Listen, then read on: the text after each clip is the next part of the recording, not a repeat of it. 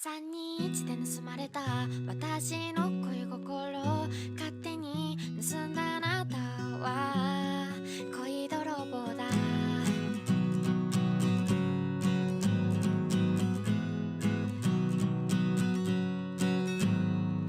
あなたを探して3秒聞き慣れた笑い声に振り向いてあなたを見つけて2秒誰にも見えない口元がにやけてあなたと目が合う1秒その瞬間にいられたもう抜け出せないや恋の始まりの合図この胸の高鳴りはもうGuys, I honestly need to know if that intro was way too long because, I don't know, I was listening to it and it's kind of long for me. Also, I want to apologize because I did start writing chapter 2 of the Tobio one and I'm pretty sure I'm almost halfway done. But then I started writing a Kageyama fic. So that's how we're here. Okay, enjoy.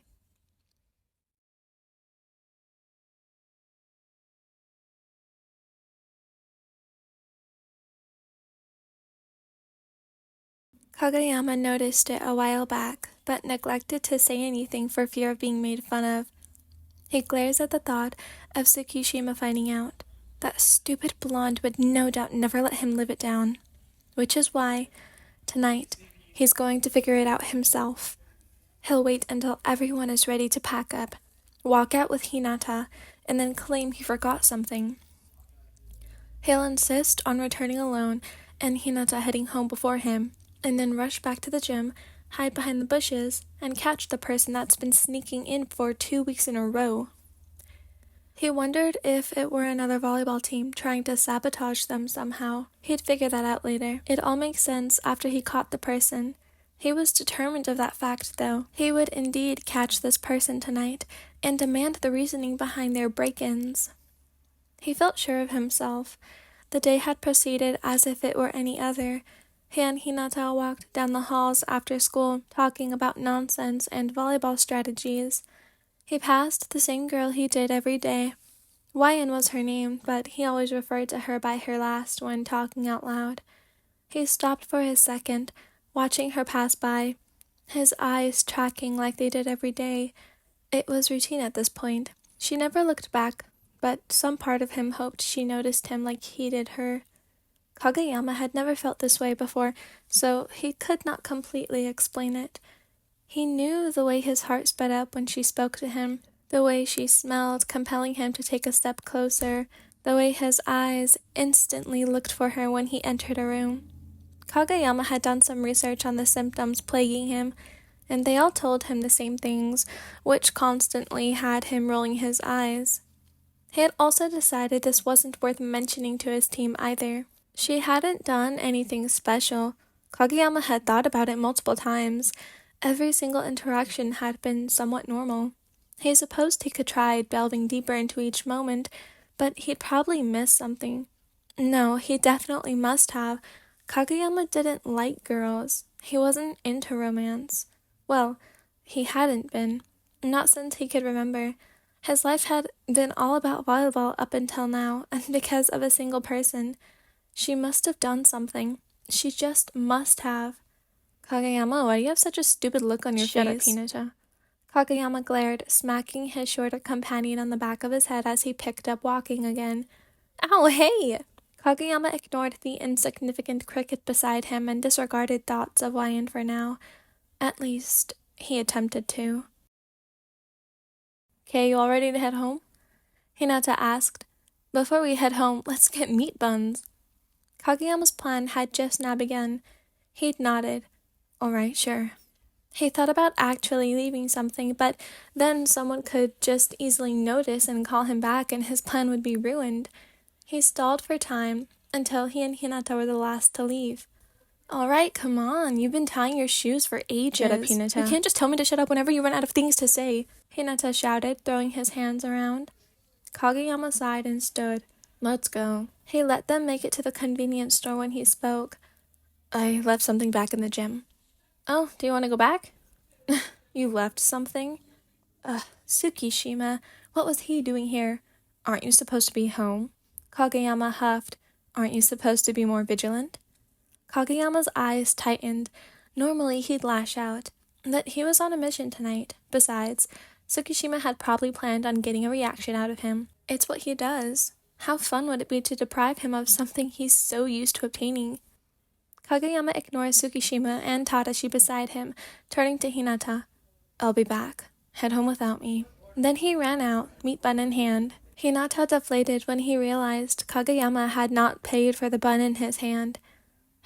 Just this once, he muttered, shoving his own into his mouth and tugging out his wallet.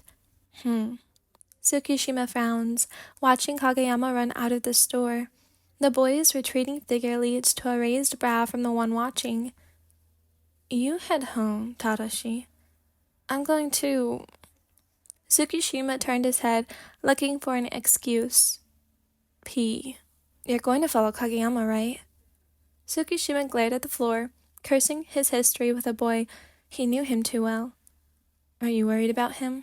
Tsukishima's eyes narrowed as his head jerked upward. Worried?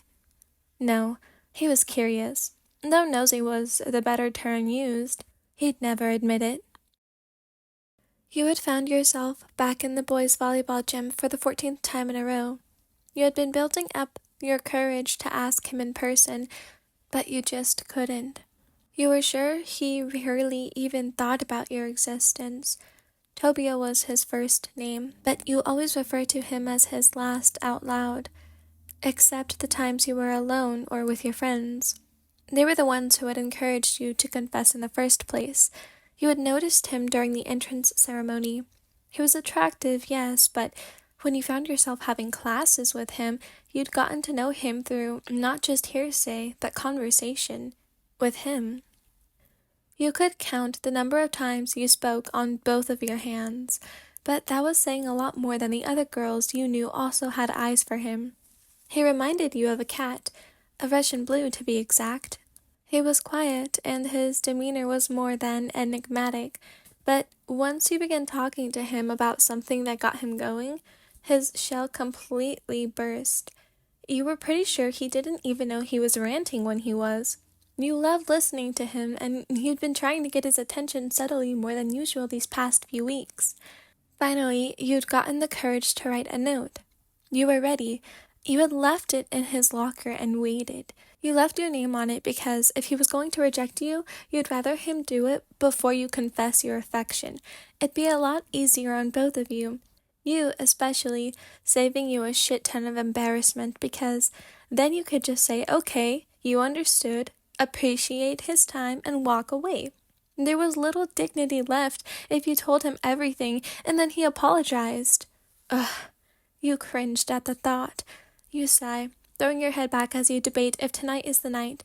You'd been trying to figure out where and how to place it so that he was the first and only one to find it. At first, you'd placed it in his shoe locker. Unoriginal, sure, but efficient. But then you had gotten the locker wrong. How does that even happen? Thankfully, you had placed it in a girl's locker, and she came to you, instantly knowing it wasn't meant for her. This girl also, thankfully, had a boyfriend, so she hadn't been pestering you with questions about who it was. You flushed at the memory. Good luck, she had said. It's useless. Maybe everything has been a sign. Whatever. You sigh, turning to walk away. Mission 14. Failed. YN 0, romance 15. This mental scoreboard was starting to suck. You both jumped at the same time. It was dark after all, and neither of you had expected to see the other there. Kageyama? You take a step back, face flushing. What? Your voice trembles as your eyes dart from place to place. What are you... Are you the one who has been messing with the equipment? Huh?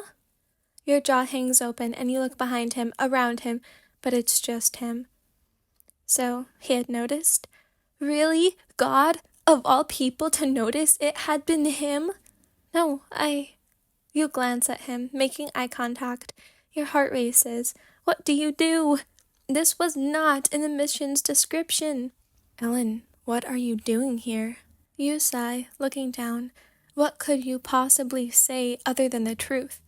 Well, you need to come up with something because the truth is just unacceptable. It's everything you've been trying to avoid. Although, an insane idea shoots through your head. Maybe you could just hand him the note? You take a breath, eyes watering because you're so terrified. You can't bear the rejection, and yet, this is the only way to move forward. Yes, you answer, keeping your voice as low as possible so as to not let your emotions show. I'm the one that's been breaking into the gymnasium at night. But why? Kageyama could not wrap his mind around any reason you, of all people, would have. To him, it's so random. You lift your head, locking eyes with him. Oh, why does he look so cute? You want to squeal, but you hold it in. I've been trying to work up the courage. You pull the note from your pocket. To give you this. You take a tentative step forward, waiting for him to hold out his palm. It takes him a moment to read social cues, but eventually he says, "Oh," clamping his hand around the tiny folded paper you set in his palm. Yeah, so... You bite your lip, teetering back and forth on your heels. Anyways, see you tomorrow. Kageyama doesn't know how to respond, but he wants to keep talking to you. You brought up tomorrow, so he latches onto it. Tomorrow, he repeats, nodding to you just as much to himself. We can talk tomorrow. Your heart leaps at the idea, but just quickly falls back down. He may regret that once he reads your note. He'll know. He'll know what it means. And then he'll probably ignore you. You smile at him, though can't help the slight grimness to it. I can't believe you two followed me. Tsukishima glares, pushing Hinata's face, full of meat bun, away from his own. You're disgusting. Why is Kageyama taking so long? Hinata asks. Chew with your mouth closed, please. Tadashi cringes. Shut up, someone's coming. Tsukishima hushes the two boys. Hey, it's your girl. Tsukishima muses. Interesting. Hey, I know her. Hinata whispers. She's in our class. So, that's why. Tsukishima takes in the sights, watching his teammates eye the girl rushing toward the entrance of the school, eyes clouded in clear emotion. Huh? Tadashi turns to his friend. What was that, Tsuki? Nothing. Tsukishima grins evilly to himself. He'll be sure to mention the shadows in the gymnasium sometime tomorrow, and the day after that, and the day after that, and perhaps so on until he finds a new way to mentally torture his teammate, or something more provocative happens.